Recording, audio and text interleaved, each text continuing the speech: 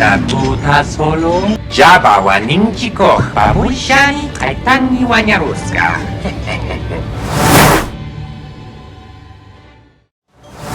Hi, and welcome to Toy Photographer. Today, we're going behind the scenes of From Pop to Photo of Greedo, number 7. So this was a vaulted edition with the black box that I ended up getting. I did not get the original blue box, but still a really cool pop. And after recently having done Alien and Creatures and Greedo not making my cut there, I wanted to do a shot and kind of capture something in the Mos Eisley Cantina. So this is what we're doing today. So we have our image in our virtual volume of that cantina, or a cantina, very similar to Mos Eisley if anything. And we're going to use that as our backdrop. We have Greedo posed here, and we're going to light this up using my Loom Cubes, and I have a 5 light setup like I typically use, and we'll show you how we set them up in this image. So we started on this one here. We have a hair light here that's diffused, and have that coming again. The reason I have it coming from this direction and this far over and kind of lighting them back this way is I'm trying to mimic the lighting that we see here in the image. So you'll also see as we build up with this light as well, it's going to kind of give you more of that contrast from that side.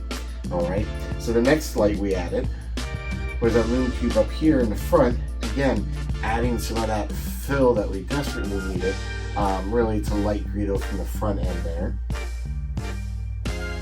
We have this light here. This light Loom Cube here, our third one, is on a snoot, and that's really just kind of coming across and adding a lot more light in here to his inner arm and that gun, giving that highlight there. As you can see, it's going to see my finger get hit right by that snoot. Here's another light here on the fourth Loom Cube. We have the barn doors, and that, like I said, is helping sell that whole light coming from this side of the cantina, which is really strongly lit. And what it's really doing, you're seeing it carving out all this great detail in the texture of the alien's head, and then who is a Rubidian, and then it really kind of adds a lot more kind of pop to that image. And then last but not least, I wanted to get a little bit of a separation and fill here on the other side of his arm, and we added that here. Just again, mimicking light that we find in that cantina. Not a lot of bright light, but very low light. We underexpose this when we go to expose it, and then in Photoshop, we basically just gave it probably a little more saturation, played with the levels to make it a little more contrasty, darken the levels just a little bit, and that's really that. Maybe added a blaster, and I think that's really all we had to do for this image. So, if you enjoyed this kind of content, please hit the like, definitely hit the subscribe, and hit that notification bell so you don't miss another episode of Toy Photographer.